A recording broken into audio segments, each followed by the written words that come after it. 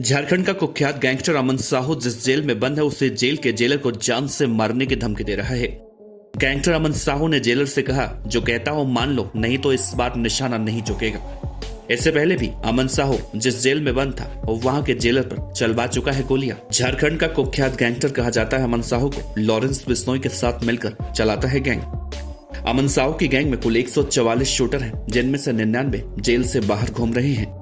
झारखंड का कुख्यात गैंगस्टर अमन साहू इन दिनों एक बार फिर से जेल के अंदर से एक्टिव हो चुका है। पहले छत्तीसगढ़ में व्यापारी के मर्डर की प्लानिंग गैंगस्टर लॉरेंस बिश्नोई के साथ की, लेकिन शूटरों के पकड़े जाने के बाद भी अमन अभी रुका नहीं है, बल्कि जेल के अंदर से ही जेल के अधीक्षक को धमकी देते हुए कह रहा है, जितना बोले उतना करो, इस बार फायरिंग में निशाना नहीं चुकेगा। दरअसल पलामू जेल से 12 दिन पहले गिरिडीह जेल में शिफ्ट हुए गैंगस्टर अमन साहू ने वहां पर हंगामा मचाना शुरू कर दिया है। उसकी सहमति पर उसके गुर्गे अब जेल अधीक्षक को धमकी दे रहे हैं। गिरिडीह सेंट्रल जेल के अधीक्षक हिमानी प्रिया को अमन साहू गैंग का मैंग सिंह धमकी दे रहा है, तो उसने हिमानी प्रिया को धमकी देते हुए ये बातें कही है। हिमानी प्रिया को अलग अलग इंटरनेशनल कॉल और व्हाट्सएप मैसेज के जरिए धमकी मिल रही है। इस बात की शिकायत जेल अधीक्षक हिमानी ने जेल के एसपी दीपक शर्मा और जेल आईजी सुदर्शन मंडल से की है।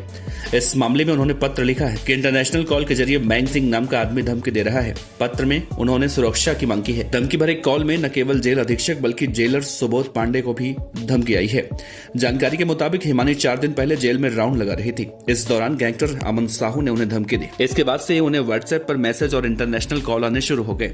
मैंग सिंह के नाम पर आ रहे कॉल और मैसेज में बार बार यही बातें कही जा रही हैं, आप अपना ध्यान रखें, जितना बोला जाए उतना ही करें, नहीं तो पिछले जेलर पर जिस तरह से गोलियां चलवाई थी फिर से वो दोबारा ना हो। इसके बाद जेल अधीक्षक ने पत्र लिखकर ये जानकारी दी है। दरअसल साल 2022 के अप्रैल के महीने में गैंगस्टर अमन साहू को गिरिडीह जेल में रखा गया था। उस दौरान तत्कालीन जेल अधीक्षक अनिमेश चौधरी के वाहनों पर गोलियां चलवाई थी। उस समय वाहन में जेलर प्रमोद कुमार सवार थे, जो इस हमले में बाल बाल बच गए थे। अमन साहू ने उस समय तत्कालीन प्रभारी जेल अधीक्षक अनिमेश चौधरी से 2 करोड़ रुपए की रंगदारी भी मांगी थी और उनकी गाड़ियों पर गोलियां चलवा दी थी। तब भी धमकी देने और फायरिंग में मैंग सिंह का ही नाम सामने आया था। इस गोलीबारी के दूसरे दिन ही अमन साहू को सिमडेगा जेल भेजा गया था। बाद में सिमडेगा ने उसे मेदिनीनगर जेल भेज दिया गया था, जहां से उसने तत्कालीन जेल अधीक्षक जितेंद्र कुमार को फोन कर जान से मारने की धमकी दी थी। अमन साहू लेवी और रंगदारी वसूली के लिए कुख्यात है। उसकी गैंग के कई लोग कोयला कारोबारियों, वेल्डरों, ट्रांसपोर्टरों और कारोबारियों से रंगदारी वसूलते हैं।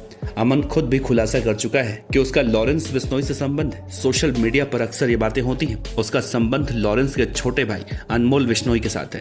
अब एनआईए ये जांच कर रही है कि क्या अमन साहू गैंग बिश्नोई गैंग को हथियार के साथ शूटर भी उपलब्ध करवा रहा है। कहा जाता है कि अमन साहू के नाम पर कॉल करने वाला मैंग सिंह भी अमन सिंह और लॉरेंस बिश्नोई के बीच की कड़ी है।